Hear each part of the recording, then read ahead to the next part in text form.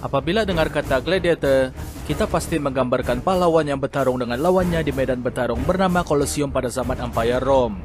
Pertarungan gladiator ini adalah sebuah pertandingan yang penuh berdarah untuk hiburan rakyat Rome, terutamanya kerabat-kerabat elit Rome dan maharaja.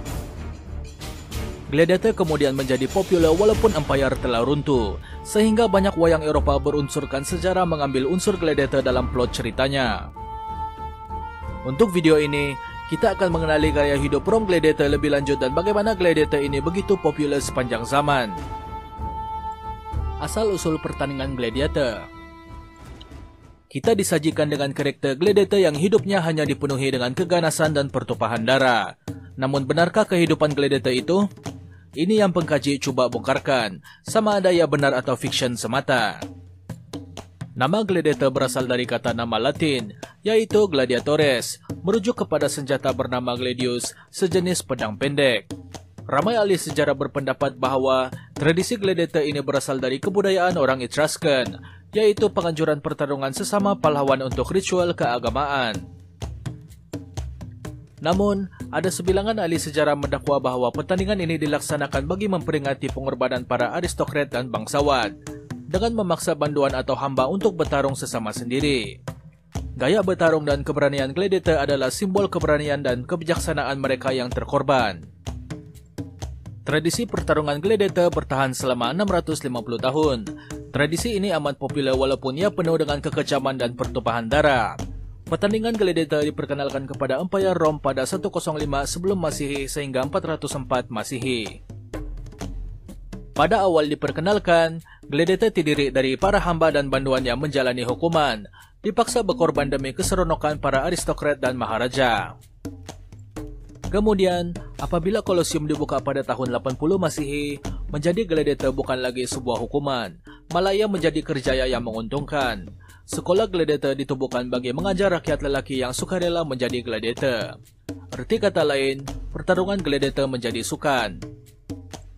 Kerjaya gladiator menarik perhatian rakyat lelaki untuk merubah hidup mereka dengan memenangi hadiah berupa emas dan menjadi glamour. Pada masa itu, gladiator terdiri dari tentara yang bersarah, pahlawan perang dan rakyat lelaki yang terdesak untuk merubah kehidupannya. Ada juga dalam kalangan kesatria dan bangsawan yang menjadi gladiator, cuma menunjukkan gaya bertarung mereka kepada penonton. Penubuhan sekolah gladiator.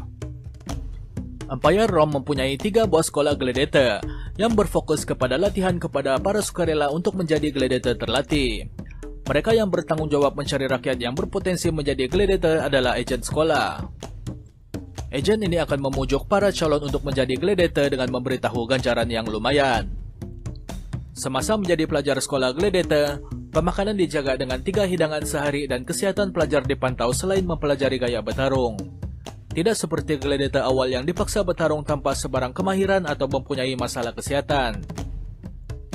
Antara diet para gladiator adalah mengandungi protein dan karbohidrat seperti bubur gandum dan bijirin beserta segelas air. Walau bagaimanapun, disiplin mereka diperketatkan bagi melahirkan gladiator yang perkasa. Salah satu cara disiplin adalah salah satu kaki mereka diikat dengan rantai bersama pemberat, shackles dan dilarang berbual semasa makan. Kehidupan gladiator Rome. Gladiator adalah golongan yang mampu menjamin penerusan sekolah latihan gladiator. Maka kerajaan akan pastikan bahwa gladiator yang bertarung tidak akan meninggal dunia di tengah Colosseum. Mereka harus kuat bertahan untuk bertarung dalam beberapa perlawanan. Jadi pertarungan sehingga nyawa melayang yang biasa wayang tayangkan adalah tidak benar sama sekali. Para sejarawan Rom kuno membuktikan bahwa kadar kematian gladiator dalam bertarung hanya 1/5 atau 1/10 bergantung keadaan. Namun begitu, nyawa gladiator bergantung kepada keputusan Maharaja Rom, sama ada baginda puas atau tidak akan pertarungan tersebut. Biasanya keputusan Maharaja dipengaruhi oleh desakan penonton yang dahagakan pertarungan berdarah ini. Jika baginda mengikhtiarkan pertarungan sampai menamatkan nyawa, kedua-dua gladiator harus akur. Sebenarnya, gladiator wanita juga wujud setaraf dengan gladiator lelaki. Namun gladiator wanita ini adalah bukan warga wanita yang mahu tunjukkan kekuatannya atau inginkan hadiah. Penglibatan gladiator wanita adalah hasil tindakan Maharaja Domitian yang inginkan kelainan dalam pertarungan gladiator ini. Hamba wanita dipilih dan dipaksa bertarung dengan orang kerdil yang bengis, demi hiburan baginda. Selama 200 tahun, tradisi gladiator wanita berterusan sehinggalah pada fasa pemerintahan Maharaja Septimus Severus, baginda mengharapkan sebarang penglibatan wanita dalam pertarungan gladiator yang penuh berdarah. Senjata-senjata gladiator. Selain kekuatan fisikal, gladiator Rome juga perlukan senjata, namun penggunaan senjata bergantung kepada kelas pahlawan dalam kalangan golongan tersebut. Ada 4 buah kelas pahlawan gladiator yaitu Samnite, Thracian, Mamilo, dan Retiarius. Golongan Samnites mempunyai pedang pendek, gladius, perisai bersegi 4, scutum, helmet dan perisai kaki, okra. Golongan Thracian pula mempunyai pedang pendek melengkung, sika dan perisai bulat, parma. Manakala golongan Mirmilo seperti golongan Samnites namun helmet mereka mempunyai ukiran ikan dan mempunyai perisai tangan.